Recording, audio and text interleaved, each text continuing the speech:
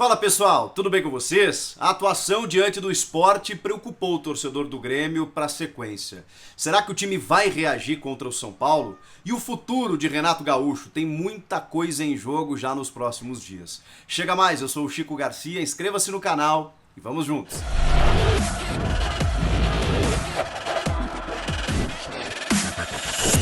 O que se esperava do Grêmio diante do Sport, até pela escalação titular, era uma reação imediata depois do que aconteceu no jogo contra o Santos. A eliminação na Libertadores e mais do que isso, né? Jogando mal nas duas partidas que teve diante do Santos nas quartas de final da Libertadores. Pois bem, essa reação não aconteceu. O time foi mal, o time foi burocrático, lento, sem conseguir esboçar essa reação e consegue até um empatezinho no segundo tempo, num pênalti que até aconteceu, mas mais do que isso, o time não ofereceu muitos riscos ao gol do Luan Poli e com isso o Grêmio consegue um empate ali até depois da expulsão do Kahneman, estava com um a menos, tudo bem, mas o fato é que conseguiu um pontinho só contra o Sport nas duas partidas que realizou contra a equipe pernambucana no Campeonato Brasileiro. E até se beneficiou pela derrota do Palmeiras para o Inter e acabou subindo uma posição na tabela, agora é quinto colocado, mas faltou aquela atuação mais convincente, faltou o Grêmio reagir até animicamente, né, no seu emocional, depois da pancada que sofreu para o Santos. E isso não aconteceu. O Jean-Pierre, mais uma vez, não esteve bem, muito disperso em alguns lances. Vocês sabem como eu sou fã desse jogador, pela sua característica técnica, né, de passe, de circulação de bola. Ele, assim como os seus companheiros, estava muito travado, parecia, no jogo.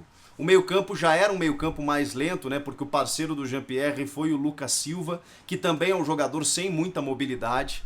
É um cara que surgiu muito bem no Cruzeiro, foi para o Real Madrid e até começou bem na temporada no Grêmio. Ele tem um chute bom a média distância, mas ele não dá uma intensidade maior para o meio-campo, que era o que o Grêmio precisava nesse jogo. O Matheus Henrique, que é um jogador que dita o ritmo muitas vezes e que tem muita qualidade, já chegou até a seleção brasileira principal e é jogador de seleção olímpica, ele tem essa dificuldade de prender muito a bola, até porque falta muitas vezes parceria, né? De novo, é incrível dizer isso, né? Eu achei que o Grêmio já tinha superado isso, mas sentiu a falta do Maicon.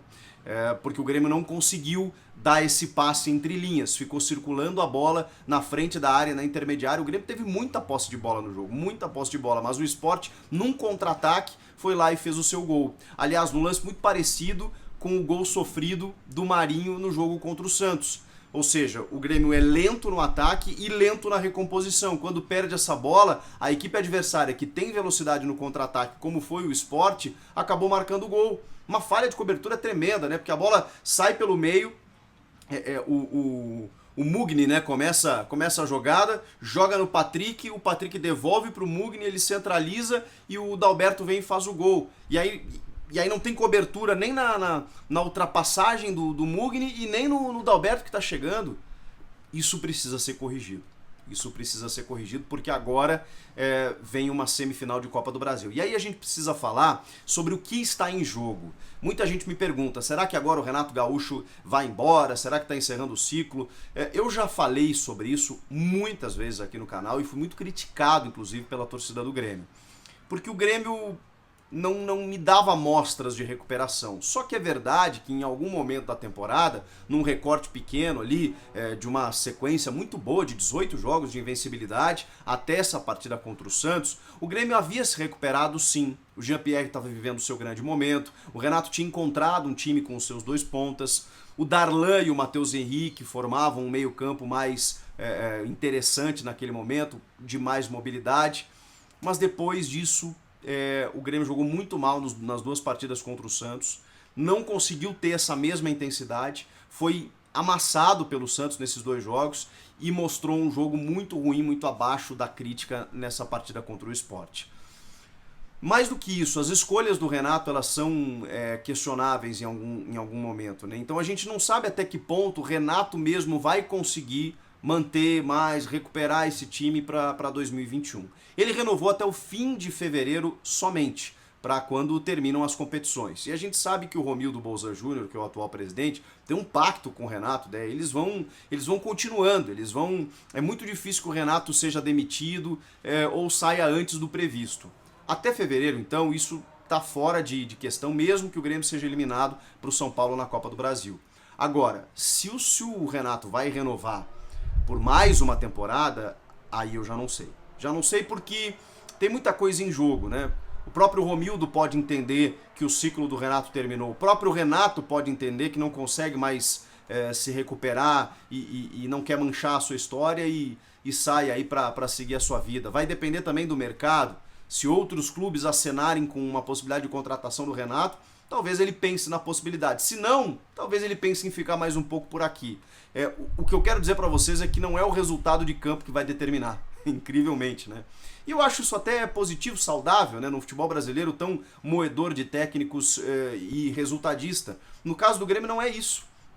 O Grêmio pode ficar fora do G6, pode não classificar na Copa do Brasil, que isso não vai ser levado em consideração. O que vai ser estudado e analisado no Grêmio vai ser se o Renato vai querer comprar mais um ano assim de temporada com o Grêmio, com o clube, se o Romildo vai querer apostar no Renato mais uma vez, é isso que vai estar em jogo. Então a gente não tem como saber disso agora. Porém, essa partida contra o São Paulo, ela pode inclusive dar uma sobrevida, né, para o Renato. O Renato está sendo criticado, apesar desse período de invencibilidade, apesar da idolatria que tem, ele passou por vários momentos de instabilidade no ano. E claro que se ele classifica para a final da Copa do Brasil e tem a possibilidade de ganhar mais um título com o Grêmio, isso tudo que a gente está falando é rasgado, né, gente? Se o resultado ele não, digamos, interfere negativamente na permanência do Renato, positivamente, esse resultado pode mudar completamente tudo que a gente está falando. E o Renato pode ter uma sobrevida, pode aumentar ainda o seu status diante do torcedor, e aí sim ele pode realmente decidir se vai permanecer ou não de uma forma muito mais tranquila. O fato é que o Grêmio tem a possibilidade de se recuperar no ano, mas vai precisar fazer um confronto de muita perfeição contra esse São Paulo. Um São Paulo que está muito bem, que tem um padrão tático consistente, que talvez facilite, porque tanto contra o Sport, facilite o que eu vou dizer agora, tá? Tanto o jogo contra o Sport quanto o Santos, o Grêmio sofreu com esses jogadores muito velozes nos contra-ataques e empurrando o time do Grêmio na sua recomposição mais lenta. O São Paulo tem outro jeito de jogar, é um time que circula mais a bola. E aí se o Grêmio tiver a inteligência de recuperar essa bola e ele sim partir para o contra-ataque com os seus dois pontas, o PP e o Ferreira, aí sim o Grêmio tem chances. O São Paulo não tem um velocista, não tem uma infiltração pelos lados. Só que também é verdade que jogadores, times que têm essa característica sofrem contra o São Paulo, que também se defende muito bem, que está no Juan Fran pela direita numa grande fase, o Reinaldo não sobe muito, o Luan à frente da zaga ali, ou seja, o time também está se defendendo bem, tem a melhor defesa do campeonato, junto com o Grêmio, inclusive. Então, vai ser um jogo estratégico, vai ser um jogo em que, mais do que a estratégia tática que vai entrar, evidentemente, o Grêmio vai precisar jogar mais, vai precisar ter mais marcação e mobilidade no meio para tentar vencer esse São Paulo, que tem muita gente ali de muita qualidade, Sara, Daniel Alves, Igor Gomes, o Tietê, que às vezes joga por ali, o Luciano a gente não sabe se volta, acho que para o primeiro jogo ainda não, mas o Brenner volta muito nessa recomposição na marcação, é um jogador muito eficiente, a bola chegando para ele resolve. Então o Grêmio vai ter que tentar sair dessa armadilha e vai ter que se recuperar emocionalmente. Mas aí é que entra a chave, né? A mudança de chave está justamente nisso. A gente está falando de uma semifinal de Copa do Brasil, em que o Grêmio tem 5 títulos, em que o Renato conquistou logo na sua volta, né, em 2016, na sua terceira passagem. É o título que ele conquista e tira o Grêmio da fila depois de 15 anos. O Grêmio sabe jogar esse tipo de competição, mas chegou até aqui eliminando Juventude e Cuiabá.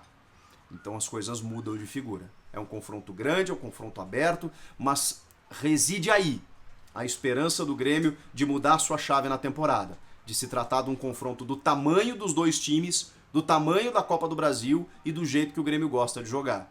Mas assim, na bola, vai ter que jogar bem mais do que jogou contra o Santos e contra o Sport. E aí, você acha que o Grêmio passa? Comenta aqui embaixo. Inscreva-se no canal e seja membro, tô te esperando. Até a próxima. Tchau!